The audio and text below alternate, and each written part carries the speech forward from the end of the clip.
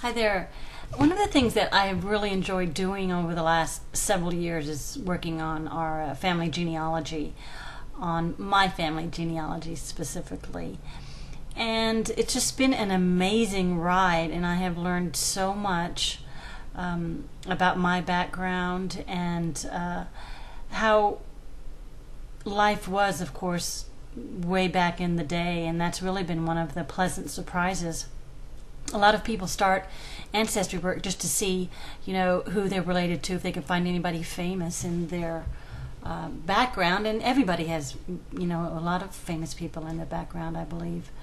But, along the way, you skip and hop a lot along fields that you never realized were there. And it makes your life, and as a result, it also has made my life so much more meaningful.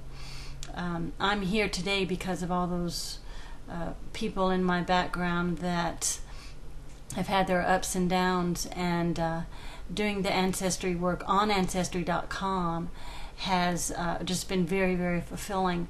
And one of the things that has happened is I was able to get a lot of information and a lot of background from work that my mother did and her sister did back in the 70s. And actually, I remember helping my mother and my sisters helping my mother look up stuff in the library and all of that. But now it's so much easier because of Ancestry.com and everything on the internet, and you can just go a lot quicker. Although there is something kind of neat about going to the library and researching, because even though it takes a lot longer to find somebody, when you find them, it's like, oh my gosh, this is him, this is Philo Fairchild.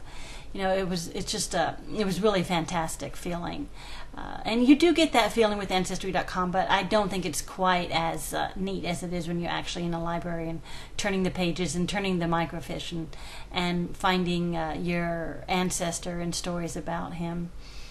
But, also one of the things that I did was I found some old letters that were written by someone in my past, and she wrote them in 1970s at some point, but I think she was around 80 around this time. And instead of really going into who she was and how she was related to me, I know it was on my mother's side. It was more the experience of reading the letter and what life was like back in the 1800s and early 1900s. And I'm going to read parts of this letter, and I want to show it to you. This is just one page of a letter, and this is the page I'm going to read. And if you see at the top, it says how Dime Box, Texas was named. And this is such an amazing story that she just wrote just because she wanted to. It's not like anybody asked her to do this, but it's just an amazing story, and I want to share it with you now. How Dime Box was named. When I was a baby, they shipped goods in pine boxes 4 feet high, 4 feet wide, 4 feet long. That time people went in wagons and rode horses, where the folks lived 10 to 18 miles to Giddings, 10 to 20 to Caldwell. Men got together, got 2 boxes, made something, I can't read her handwriting, in them, and wrote the name of the folks on them. Made a little box, put it at the door. Anyone going to Giddings or Caldwell, pick up the mail, bring the mail every time you went to the box. You put a dime in the little box to pay the men. They put the box on the road. People say I'm going to the dime box. A town now dime box. A dime buys more than $1 will now. When I was 15, I'd buy a steak in the country for 3 cents a pound. And at the market, children played in the boxes. Storemen didn't want the boxes. Anyone could have them.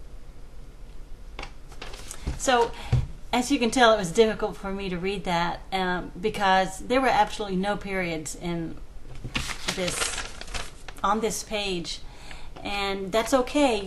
This woman, her name was Mrs. Dean, Helen Dean, I believe. She learned how to write herself. She never went to school, I understand. And I'm just really proud of her for doing this. But what I thought it was so interesting is how, if your husband back then decided that he needed to go to Caldwell or to Giddings, and he would go to see if there was anything in the box to take to people, and people would put a dime in the box, and to kind of pay the guy for it. At least that's what I understand from here. So it's just a really neat story, and I just wanted to share it with you. Thanks for listening.